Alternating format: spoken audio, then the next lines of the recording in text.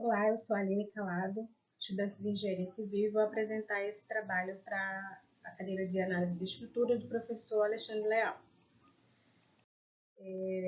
Estruturas hiperestáticas. O método das forças e o método de deslocamento são dois métodos de análise estrutural, usados para resolver estruturas que possuem mais incógnitas do que equações de equilíbrio.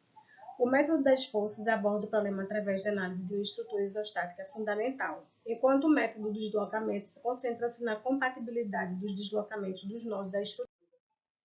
Também conhecido como método de flexibilidade, analisa a estrutura hiperestática substituindo-a por uma estrutura isostática fundamental obtida, removendo certas restrições.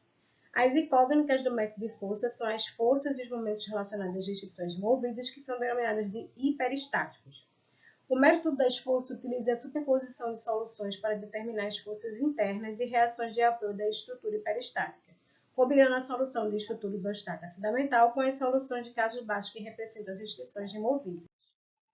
O método de deslocamento, também conhecido como método de rigidez, analisa a estrutura hiperestática focando nos deslocamentos e rotações dos nós da estrutura. As incógnitas são os deslocamentos e rotações dos nós, que são as deslocabilidades. As equações são formadas pelas condições de compatibilidade dos deslocamentos do nós que devem ser satisfeitas para que a estrutura esteja em equilíbrio. O método de deslocamento utiliza a rigidez dos elementos estruturais para relacionar os deslocamentos dos nós com as forças externas aplicadas às forças internas. As diferenças: o método de força é mais adequado para a estrutura com baixo grau de hiperelasticidade e o deslocamento é eficiente para estruturas complexas e com muitos nós. Os tipos de esforço. Compressão é quando uma força empurra um objeto encurtando, no caso dos pilares, que não suportam o peso. Tração, quando o objeto é puxado ou esticado, tipo cabo de aço de ponte. Cisalhamento ocorre quando forças se aplicam em direções opostas, tendendo a deslocar como uma guilhotina. Flexão é quando uma força perpendicular faz com que o objeto dobre ou curve, como vigas de um telhado. E torção ocorre quando uma força tenta girar um objeto, como no caso do eixo de um carro. As diferenças entre estruturas hipostáticas apresentam menos vínculos do que o necessário para manter o equilíbrio estático.